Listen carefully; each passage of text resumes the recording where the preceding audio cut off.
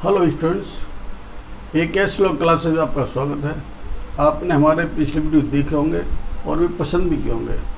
अगर आपने अभी तक हमारे चैनल को सब्सक्राइब नहीं किया है तो सबसे पहले आप इसे सब्सक्राइब जरूर कर लें, जिससे हमारे आगे आने वाले नए वीडियो की सूचना आप तक पहुंच सके। तो आज हम लाए हैं आपकी डिमांड पर भारत का संविधान। इसके अंतर्गत आज का टॉपिक है भाषण और अभिव्यक्ति की स्वतंत्रता पर निबंधन, यानी restriction on freedom of speech and expression, अनुच्छेद 19 खंड 2।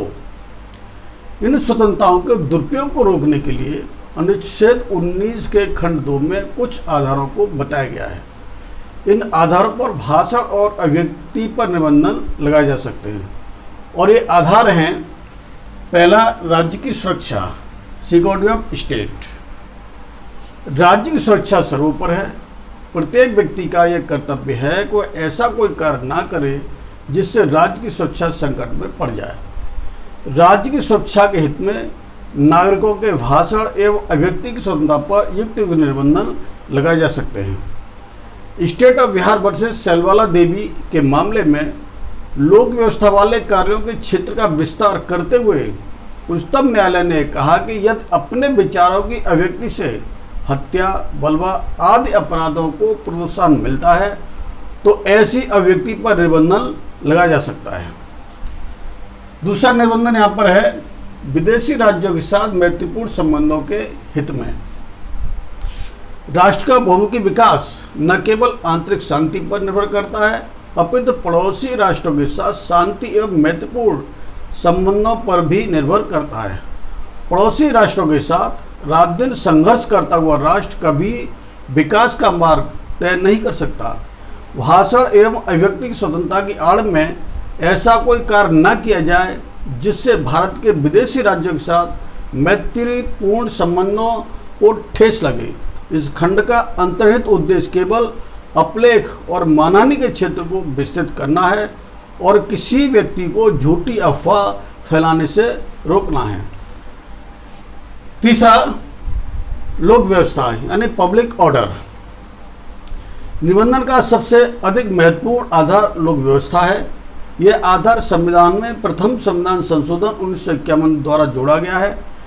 इस आधार को संविधान में स्थान देने की आवश्यकता रोमेश थापर के मामले में दिए गए निर्णय के प्रभाव को दूर करने के लिए हुई।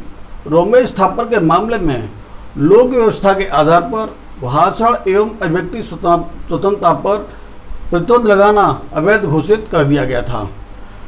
यदि गहराई से सोचें तो लोक व्यवस्था में ही राज्य की सुरक्षा, विकास एवं उसका कल्याण निहित होता है। लोक व्यवस्था के अभाव में अशांत एवं दूषित वातावरण पनपता है जो राज्य के लिए घातक है। अतः लोक व्यवस्था बनाए रखने के लिए भाषण एवं अभिव्यक्ति स्वतंत्रता पर निबंधन लगाया जाना न्यायोचित है।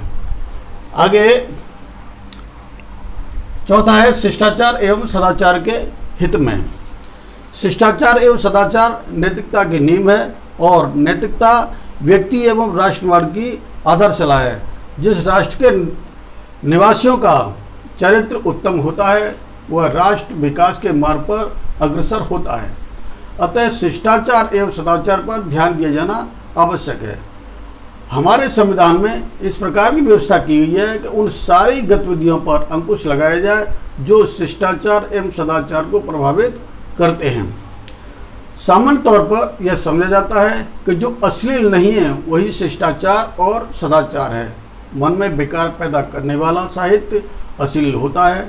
हमारे संविधान में ऐसे साहित्य एवं क्रियाकलापों पर प्रतिबंध लगाने की व्यवस्था की गई है जो भाषण एवं अभिव्यक्ति की स्वतंत्रता पर निबंधन है।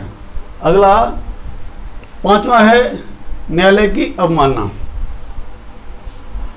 सरकार के 3 अंगों में न्यायपालिका एक महत्वपूर्ण अंग है। यह न केवल विधियों की व्याख्या करती है अपितु नागरिक अधिकारों को संरक्षण भी प्रदान करती है। न्यायपालिका को लोकतंत्र का प्रहरी तथा जन जन की आस्था का प्रतीक माना जाता है, लेकिन यह तभी संभव है जब तक न्यायपालिका का मान सम्मान अस्तित्व में रहता है।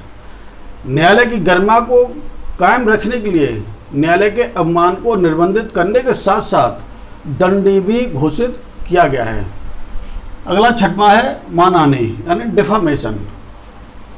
प्रत्येक व्यक्ति की अपनी गरिमा होती है, वह समाज में शान और सम्मान के साथ जीना चाहता है।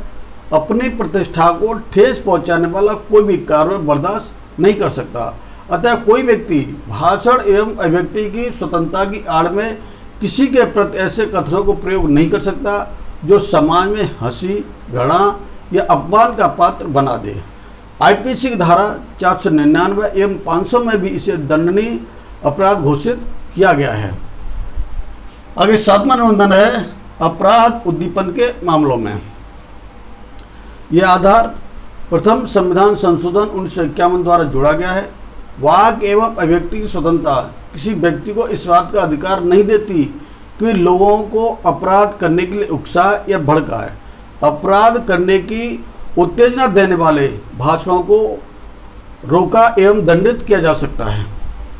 आगे है भारत की संप्रभुता एवं अखंडता। देश की प्रभुता एवं अखंडता की रक्षा करना प्रत्येक नागरिक का धर्म है।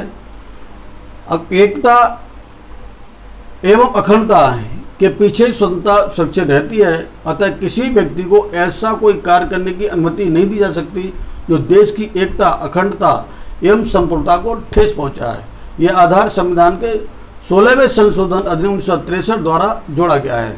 इसके अंतर्गत ऐसे कथनों के प्रकाशन पर निबंधन लगाया जा सकता है जिससे भारत की एकता, अखंडता और संप्रभुता पर किसी प्रकार की आंच आती हो या भारत के किसी भाग को संघ से पृथक होने के लिए उकसाया जाता हो। ठीक है, टॉपिक पूरा हुआ।